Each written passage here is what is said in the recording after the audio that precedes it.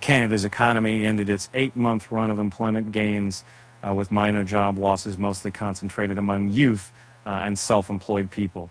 The country shed 17,300 jobs in May, while the unemployment rate rose 0.2 percentage points to 5.2%, the first increase since August. Statistics Canada reported Friday in Ottawa the assessment figures missed expectations for a gain of 21,300 positions and a jobless rate of 5.1%, according to the median estimate in a Bloomberg survey. Bonds rallied and the loonie gave back earlier gains versus the U.S. dollar. The yield on Canadian government New Year notes declined about 6 basis points to 4.49%. 96 planes and regiment economy. Another series of May's data ended the longest run of job gains since 2017, in which 423,900 positions were created. The magnitude of job losses, however, was considered statistically insignificant and didn't even offset half the gains seen in April. Losses were accompanied by robust wage gains, running at more than a 5% yearly pace for the fourth straight month, highlighting a still tight labor market and an economy that's proving resilient in the face of higher borrowing costs. Some cracks appeared within the Canadian labor market in May, but these may not yet be wide enough to convince the Bank of Canada that inflation is about to meaningfully cool off.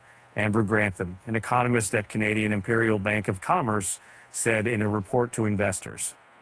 After an unexpectedly strong start to the year, Canada's jobs market had been still showing momentum into the second quarter, a tight labor market on top of a strong economic growth, sticky inflation, and a rebound in housing market activity prompted Governor Tiff Macklem and his officials to raise the overnight lending rate to 4.75% on Wednesday after declared pause on hikes in January.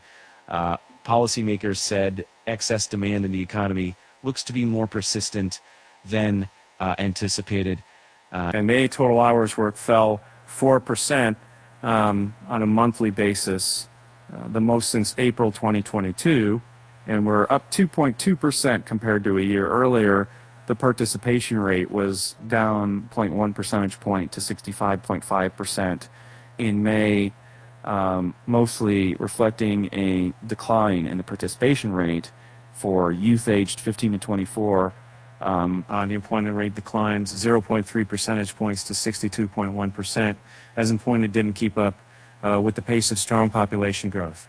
Job losses were led by decreases in the business, building, and other support services sector, which includes activities that support the day-to-day operations, ranging from waste management to administrative services.